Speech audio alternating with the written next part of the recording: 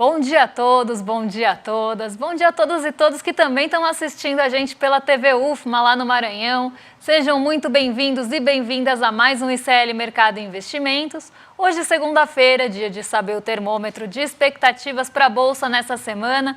Mas saíram outros dados bem importantes hoje, divulgações da FGV, a gente vai ver na agenda que está curtinha, mas saíram aí os dados do IGPM, a sondagem do comércio e também dos serviços. Então vamos ver como é que está a confiança aí desses setores, vamos ver como é que está em relação ao mês passado, em relação ao ano passado e vamos comentar os principais pontos aí na nossa abertura de mercado, no fechamento da Ásia. Vamos dar esse giro, mas antes de tudo isso, bom dia André, como você está? Bom dia Débora, bom dia a todos os nossos telespectadores, bom dia especial ao pessoal da TV UFMA lá no Maranhão, São Luís e região. Vamos falar aí de diversos dados da GV aí que saíram, da Fundação Getúlio Vargas, saiu o IGPM, vamos ver o que está acontecendo com a nossa inflação já, as primeiras prévias para a inflação oficial que deve sair na próxima semana. Vamos também falar da confiança do consumidor, em relação ao comércio, em relação ao varejo, tem bastante coisa para a gente falar. Tem o termômetro da Bolsa para a gente saber como que passou aí o fim de semana aí nosso querido mercado, mas já vamos passar para a agenda então, que tem bastante coisa para a gente falar, né? Então, já fala aí para a gente aí, Débora, o que o nosso telespectador pode esperar nessa manhã. Olha, hoje a gente teve logo pela manhã, né, então bem cedinho, 6 horas da manhã, algumas divulgações acontecendo lá na zona do euro. Então a gente teve a Comissão Europeia divulgando o Índice de Confiança do Consumidor de abril de lá e também saiu o Índice de Sentimento Econômico de abril. Aqui no Brasil, 3 divulgações, como eu falei, aqui da FGV, então IGPM, Índice de Preços aí a Mercado, né, Índice Geral de Preços Mercado, Sondagem de Serviços de abril, Sondagem do Comércio, aqui a gente chama de sondagem, mas é o Índice de Confiança dos Serviços e do Comércio, então a gente vai ver como é que ficou aí essa confiança desses setores no mês de abril. Temos na Alemanha também o CPI, Índice de Preços ao Consumidor Preliminar de abril, até porque mês de abril está terminando, mas ainda não acabou. E a gente tem aí o Tesouro divulgando o resultado primário do Governo Central de março, isso 10h30 da manhã, então aqui a gente já teve, né, essas divulgações. A gente tem aí, até se puderem passar aí para o pessoal acompanhar com a gente, na sequência, já 3 horas da tarde, balança comercial semanal, que normalmente sai às segundas-feiras, divulgada aí durante a tarde. Temos o Roberto Campos Neto hoje palestrando em um evento no painel econômico no INSPER, olha só, vice-presidente do Banco Central Europeu, Luiz Guindos, também vai participar de um jantar hoje. E no final do dia, esse dado bastante esperado, saem dados da China, e a gente está falando do PMI Composto Industrial e Serviços de abril pela medição NBS, e a S&P Global divulga o PMI Sol Industrial de abril em sequência. Então a gente tem aí os PMIs medidos por instituições diferentes, mas aí sai o industrial da S&P, que a gente até considera para comparar com outros países que também são feitas medições do S&P, e o NBS, aí, que é uma medição da China, Composto Industrial e Serviços já sai, então já dá para esperar, né, saber o que esperar quando sair aí o S&P Global também divulgando o Composto e Serviços. Vamos então agora começar o nosso giro pelo mundo, porque não é super quarta, mas o dia da marmota continua, né? A gente tem toda essa expectativa, porque finalmente vai ter uma reunião aí do FONC, né, que é o Copom dos Estados Unidos, então vai ser decidida a taxa de juros nessa quarta, quando for feriado aqui no Brasil, até por isso que não vai ter reunião do Copom em data similar, então não temos super quarta, mas temos 2 quartas importantes, né, essa aí na próxima quarta-feira, e o mundo inteiro está aguardando isso aí, mas mesmo assim, né, com todo o pessimismo que está sobre possíveis mudanças na política de juros dos Estados Unidos, os mercados amanheceram positivos aí, tivemos inclusive alguns resultados aí importantes na Ásia, né? Você pode falar um pouco mais para a gente, Débora? Vamos lá, porque na Ásia a gente teve um sentimento bem positivo mesmo. Hoje as bolsas por lá fecharam majoritariamente em alta. e a gente vê esse movimento sendo liderado aí pela China. Então os mercados chineses, eles ficaram bem otimistas hoje, porque uma grande capital da China divulgou aí uma diminuição de restrição à compra de imóveis e as bolsas responderam a isso. Tanto as bolsas da região da China mesmo, China continental, que a gente chama, né? Então aqui eu coloquei o Xangai Composto como exemplo para vocês, que subiu 0,81% hoje. Então a gente teve esse salto das incorporadoras chinesas que vinham sofrendo bastante aí com incertezas em relação ao setor imobiliário. Com essa mudança de diretriz, a gente vê aí o Xangai Composto reagindo positivamente e o Hang Seng também. Né? O Hang Seng é a bolsa de Hong Kong e ela tem também ali listadas na sua composição principal, no índice Hang Seng, as incorporadoras chinesas também. Tá? Então a gente vê as duas bolsas destacando hoje das demais. No Japão o mercado permaneceu fechado, então a gente teve ali um feriado no Japão para as bolsas, mas o iene teve negociação e ele teve um dia bem volátil. Então a gente viu o iene no mesmo dia atingindo as mínimas em 34 anos, depois mostrando uma recuperação bem forte, esperando que o Japão vá intervir ali no mercado cambial, o iene que vem se desvalorizando bastante nos últimos dias. Então ele voltou a se fortalecer justamente sob essa expectativa de intervenção no mercado cambial, mas aqui num dia de feriado. Então num dia ali que a gente não tem movimentação da bolsa japonesa. E outro fator aí que a gente destaca da Ásia, né, e do fechamento asiático, foi justamente o movimento positivo que veio dos Estados Unidos na sexta-feira.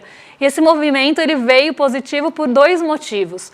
O primeiro foi o índice de preços de gastos com consumo, que a gente comentou aí com vocês, que veio bem dentro do esperado. E teve desaceleração, na verdade não teve nem desaceleração no mensal ali quando a gente compara com o mês passado, mas ficou praticamente estável e teve desaceleração considerando todo o período, né? Continua a desaceleração continuando todo o período de 12 meses e ficou abaixo né? Não só abaixo, mas ficou bem em linha com o projetado, não superou as expectativas como o índice de gastos com consumo trimestral. Aqui a gente estava falando da medição de março. Então esse sentimento positivo chegou à Ásia e o outro fator que impulsionou Nova York e também chegou à Ásia foram os resultados divulgados na sexta-feira. A gente teve a Microsoft divulgando resultados na sexta e a Alphabet também. E a controladora do Google, né, que é a Alphabet, teve ali um resultado bem surpreendente, vai distribuir dividendos inéditos e teve algumas projeções ali, na verdade, alguns resultados acima das projeções.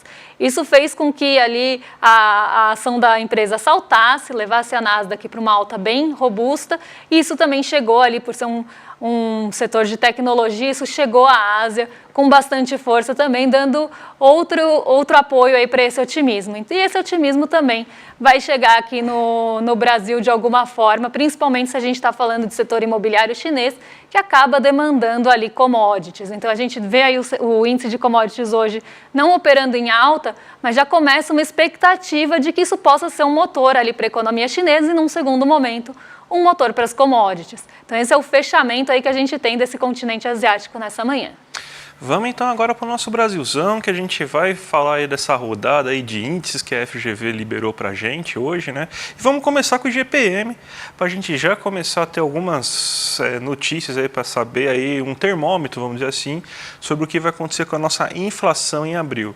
Então você teve um aumento aí de 0,31% do IGPM em abril. Você vinha de duas quedas, né, do IGPM, então duas deflações observadas pelo IGPM, e nos dois momentos que você teve deflação, isso daí foi puxado pelo preço ao produtor. Agora a gente está tendo uma alta do preço ao produtor também, diferente do que ocorreu nesses últimos momentos. Vamos colocar um gráfico aqui para vocês entenderem como que foi a trajetória desse mês do IGPM. Então a gente tem que o IGPM agora teve uma alta de 0,31%, então a deflação em 12 meses que o IGPM estava registrando já para cima de 7, agora está em menos 5,41%. Então a gente teve uma queda aí no acumulado em 12 meses. Então esse mês foi mais pesado do que o mês anterior e do que o mesmo período do ano anterior. Então, mesmo tendo assim uma alta até que baixa de 0,31%. O índice que geralmente fez o IGPM ser puxado para baixo nos últimos meses aí foi o IPAM, né, que é o índice de preços ao produtor. você teve uma alta de 0,29% aí nesse mês, você teve alguns alimentos crescendo bastante aí, então soja, milho, isso aí é um reflexo do aumento do preço das commodities no mercado internacional, isso daí tem muito a ver com o aquecimento da economia chinesa, bons dados da economia chinesa, as commodities, principalmente as commodities alimentícias, tiveram alta em seu preço internacional, isso aí encareceu aí o produto internamente, então você teve esse aumento de soja, milho, cacau cresceu bastante, né? A gente teve a Páscoa, então a gente vê aí o cacau crescendo muito, cresceu 63% aí o preço do cacau ao produtor nesse mês de abril, né? E com isso você tem agora um acumulado de 5,41. O que importa para a gente está aqui, que é o IPC, que é aquele que mede ao consumidor, que é o nosso reflexo do IPCA, que é a nossa medida oficial. Quando a gente vê o IPC, a gente vê que os alimentos eles subiram um pouco acima do esperado, então a gente estava esperando uma nova queda, um novo recuo, né, uma desaceleração maior do índice de preços de alimentos aí ao consumidor, mas não foi tão alto. Só que a gente já começa a ver algumas quedas aparecendo. Feijão, arroz, a batata. O que teve alta realmente expressiva foi tomate e cebola, aí, pelo menos nos dados que a FGV libera, né? A FGV não libera todos os dados aí para consulta, né? Ela só mostra uma tabela com os principais resultados. Então a gente vê aí que você teve esse aumento no preço dos alimentos e pelo que dá para entender, os alimentos que são as hortaliças, os in natura, que da mesma forma aí que apresentou aí no nosso IPCA 15, então ainda está bem em linha com isso, né? E então você teve então que o IPC, agora ele até deu uma certa recuada no acumulado em 12 meses, ele está em 3%. E o INCC cresceu 0,41%, agora chegando em 3,48%. Então, alguns sinais de alerta que a gente tem que ligar. A inflação de alimentos não foi resolvida completamente e você teve uma estagnação preocupante, então não caiu a inflação de alimentos do jeito que a gente imaginava em abril. Vamos ver como isso vai se refletir no IPCA, né? Porque são medições diferentes, mas é um leve sinal amarelo que a gente deve ligar aí nesse momento agora, Débora. E nessa esteira, né, de divulgações da FGV, a gente vai passar aí pelos índices de confiança e vamos começar pelo setor de serviços, porque o índice de confiança dos serviços teve queda em abril, né? Então a gente teve uma queda até pequena em relação ao mês passado, continuamos com uma perspectiva melhor do que a do ano passado nas 3 métricas, mas vamos ver aí direitinho como é que foi aí esse resultado do índice de confiança de serviços de abril. Tá, então, o que a gente teve aí? Quando a gente olha para índice de confiança, a gente sempre está falando aí de 3 pontos principais. A gente está falando do índice de confiança mesmo, né, que vocês estão vendo aí na tela como o ICS. Temos o índice da situação atual, que mostra ali como é que está sendo vista a situação atual e como é que estão as expectativas para o futuro. Né, o que a gente teve aí de comportamento na confiança dos serviços?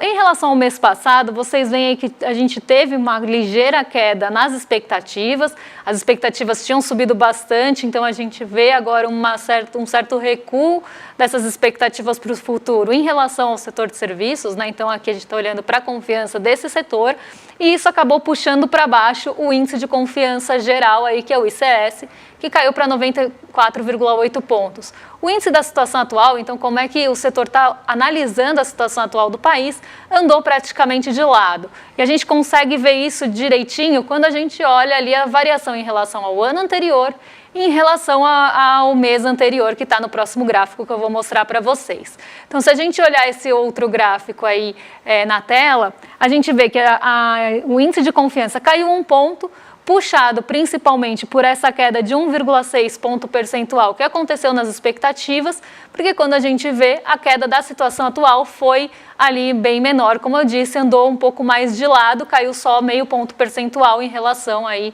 ao mês, meio ponto, desculpa, não é percentual, só meio ponto aí em relação ao mês passado, tá? Então aqui a gente vê essa variação em relação ao mês anterior, que a gente está olhando para março. Tá? Quando a gente olha em relação ao ano passado, aí sim a gente vê uma melhora mais aí nítida, né, um pouco mais percebível aí no índice de confiança dos serviços, já que ele ficou lá andando de lado praticamente esse mês. A gente vê que em relação ao ano passado, né, então olhando o índice de abril desse ano em relação a abril de 2023, a gente teve uma alta de 1,5 ponto. Então, aqui uma alta considerável em relação ao que tinha ali de confiança do setor de serviços no comecinho do ano passado. A situação atual, né, que é esse verdinho que está bem pequenininho aí que vocês estão vendo, subiu 0,2, então não ficou tão acima do que se olhava da situação atual no ano passado, mas as expectativas para o futuro, essas sim subiram bastante, subiram quase 3 pontos aí, 2,8. Então a gente vê um setor de serviços um pouco menos confiante do que no mês passado, que teve ali uma esticada de confiança, como vocês veem no gráfico, principalmente ali das expectativas.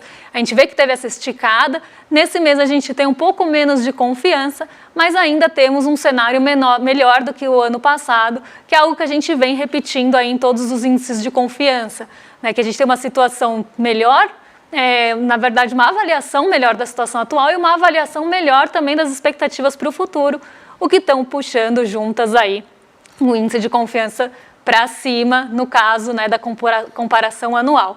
No mensal, realmente tivemos aí uma queda, porque mês passado a gente teve esticada. Vamos falar do comércio, porque o brasileiro pode não estar tão assim a fim de gastar nos serviços, mas ele quer comprar esse ano, né? E o comércio está sentindo isso, né?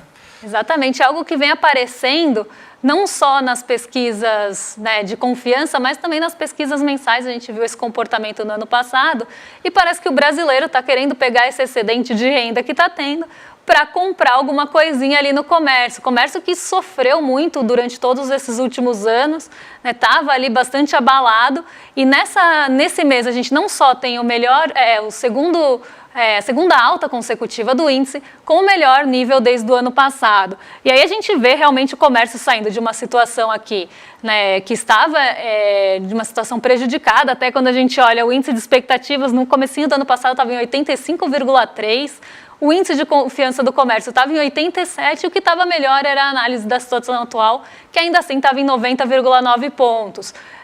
Passa o ano, né, e aqui a gente olha abril desse ano, com todas as expectativas subindo e subindo bastante. Pode ver que as três aí dão uma esticada em relação a março, levando o índice da situação atual, então essa avaliação da situação presente aqui para 98,5 pontos, o índice de comércio como um todo para 95,5 e as expectativas para 92,9. Eu estou falando dessa esticada que vocês estão vendo entre os meses, mas vamos ver no próximo gráfico aí como é que foi, né, esse comportamento aí em números, né, não só no que está aparecendo ali no gráfico. Então a gente vê uma situação bem melhor para o comércio. Né, o índice de confiança do comércio subindo 5,1 pontos, a análise da situação atual, então como é que está aí a perspectiva desse ambiente para o comércio, subindo 5,5 e as expectativas para o futuro, 4,6 pontos aí de alta.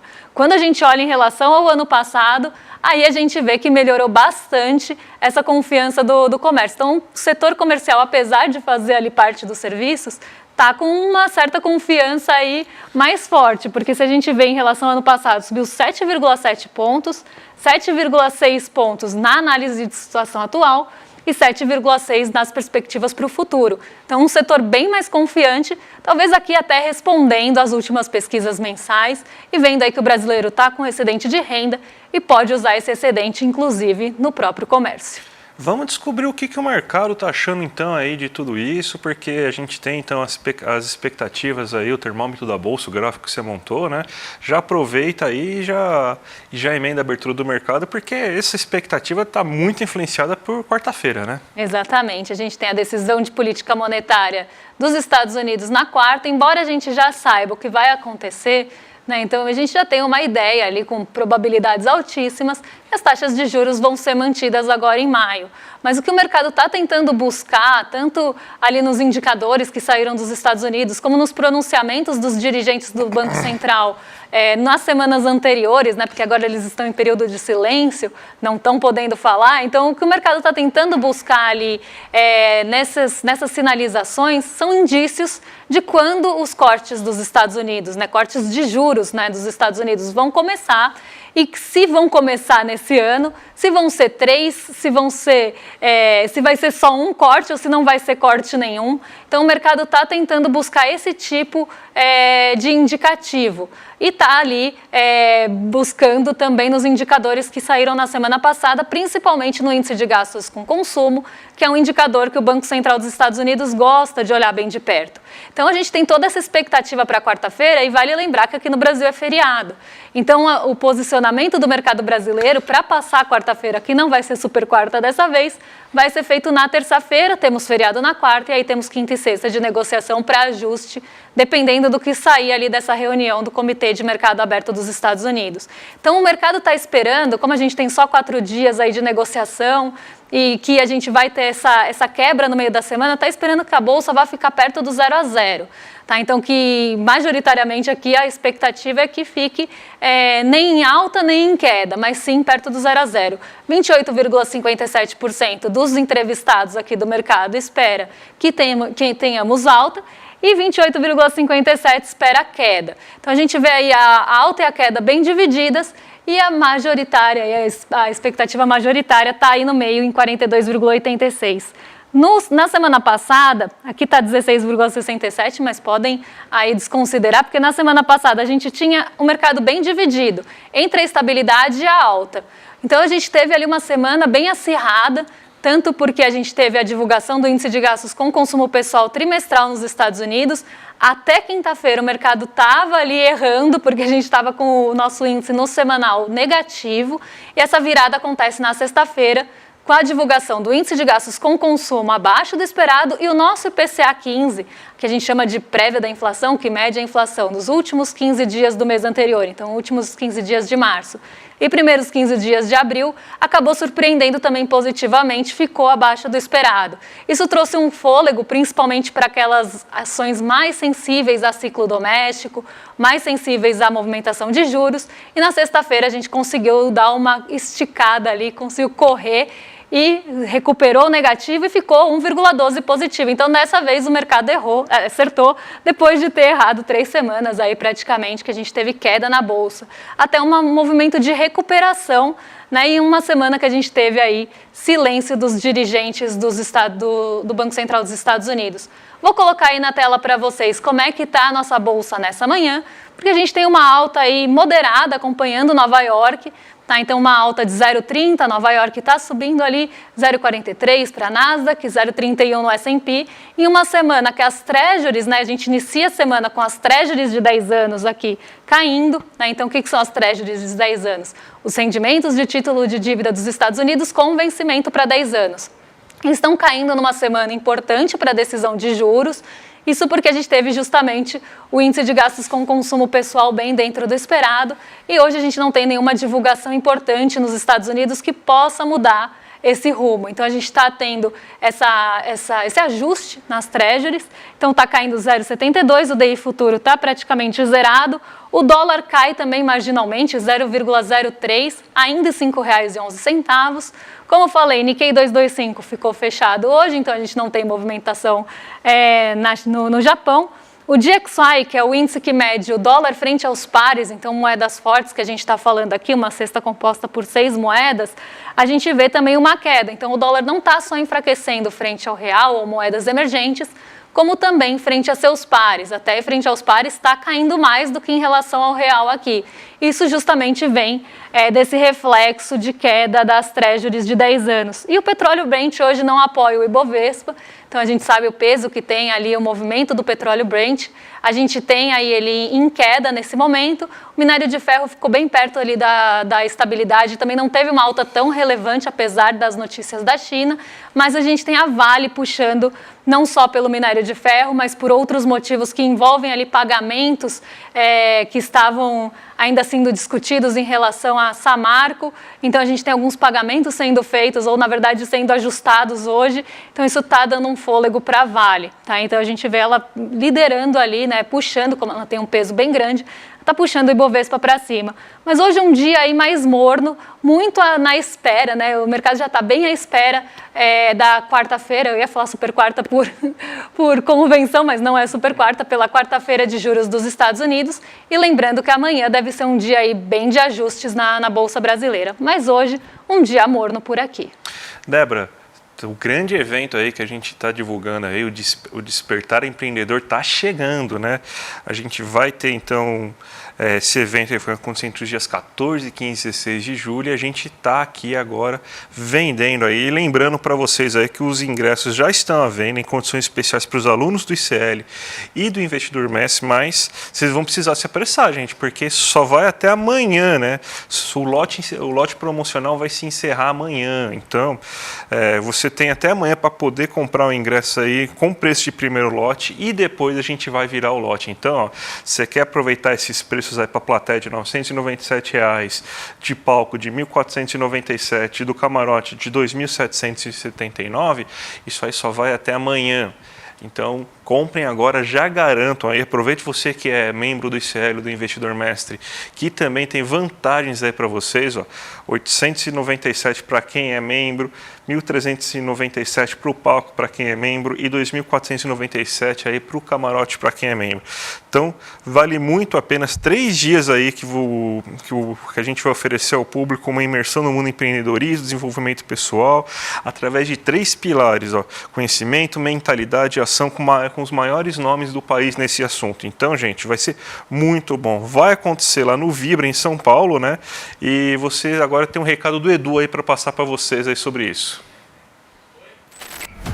A gente está fazendo história, construindo a maior comunidade de empreendedorismo e negócios do Brasil, hackeando o sistema e vencendo eles nas regras deles. Mas isso tudo é só o começo, porque agora chegou a hora de despertar. A hora de construir um empreendedorismo onde os negócios prosperam e as pessoas têm dignidade. Esse momento histórico vai acontecer aqui, na Vibra São Paulo, a maior casa de espetáculos do Brasil, nos dias 14, 15 e 16 de junho. Anotem na agenda e se preparem. Mais de 4.000 pessoas juntas, participando do evento de empreendedorismo mais incrível já realizado no Brasil. Aqui a gente vai assistir ao melhor grupo de palestrantes já reunido no Brasil. Palestras técnicas com grandes especialistas e shows maravilhosos para sacudir a plateia e colocar essa casa abaixo. E vão ter várias dinâmicas também, para vocês poderem ampliar a rede de relacionamento de vocês e, quem sabe, fazerem vários negócios. Você não pode perder essa chance. Participe do Despertar Empreendedor, esse evento único. Vamos redefinir o conceito de empreendedorismo no Brasil. Imperdível, gente. Então, ó, clica agora no link que vocês estão vendo aí na tela, despertar2024.com.br, ou já mira seu celular aí no QR Code e garanta aí até amanhã esses preços exclusivos para vocês. É amanhã, hein, gente? Não vão esquecer. A gente vai estar lá com vocês no Despertar. Não tenho nem roupa para estar do lado desse timaço do ICL, fora do ICL que vai estar lá. Mas a gente estará por lá e agora vocês ficam com o Rolê ICL, na sequência com o Guga Noblar e com o William De Luca. Eu não quero atrasar mais vocês, eu vi que a Janaína aqui no nosso chat já está com abstinência, então não vou fazer ela esperar mais. Fiquem com eles, amanhã a gente volta para ver o que o mercado espera aí dos principais indicadores macroeconômicos do país e outras notícias que podem movimentar aí o nosso mercado e o nosso bolso. Então, até amanhã, um beijão. Até amanhã, gente. Tchau, tchau. A gente está fazendo história, construindo a maior comunidade de empreendedorismo e negócios do Brasil, hackeando o sistema e vencendo eles nas regras deles. Mas isso tudo é só o começo, porque agora chegou a hora de despertar.